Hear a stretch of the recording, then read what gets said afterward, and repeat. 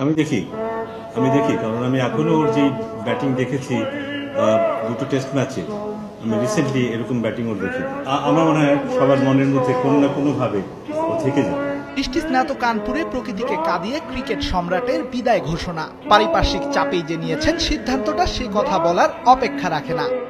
আমার কাছে মনে হয় this is the right time যে টি-20 থেকেও আমি মুভ অন করি এবং আপাতত নেক্সট যে কিছু সিরিজগুলো আছে কিছু নতুন প্লেয়ার আসুক, নতুন প্লেয়ারদের সুযোগ দেওয়া হোক।